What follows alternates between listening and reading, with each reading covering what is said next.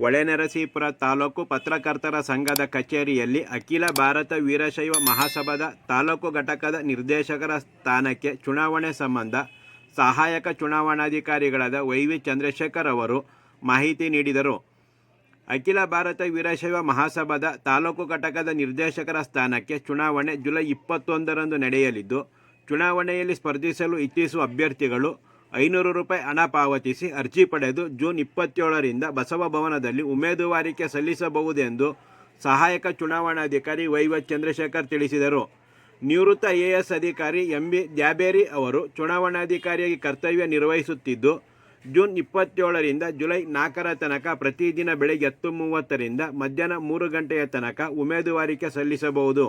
July 5ರಂದು ನಾಮಪತ್ರ ಪರಿಶೀಲನೆ ಮತ್ತು ಜುಲೈ 8ರಂದು ನಾಮಪತ್ರ ಹಿಂಪಡೆಯಲು ಕೊನೆಯ ದಿನವಾಗಿದೆ ಎಂದರು.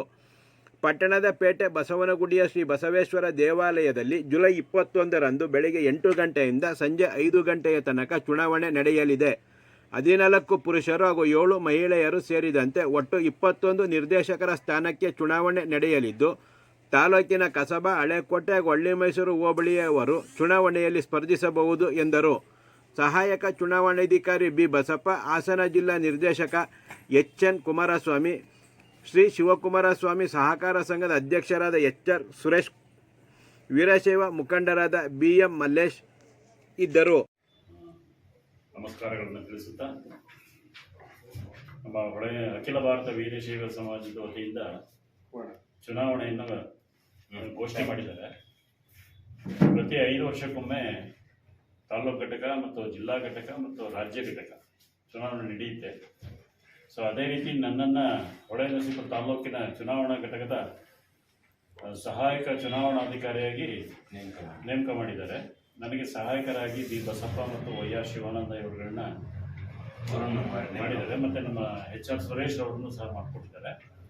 ಅದೇ ರೀತಿ ನಾವು ಒಂದು ಪತ್ರಿಕಾ ಪ್ರಕಟಣೆ ಕೊಡಬೇಕಾಗಿತ್ತು ಇವತ್ತು. ಅದೇ ರೀತಿ ತಮ್ಮನ್ನೆಲ್ಲ ಆಹ್ವಾನಿಸಿದ್ದೀವಿ.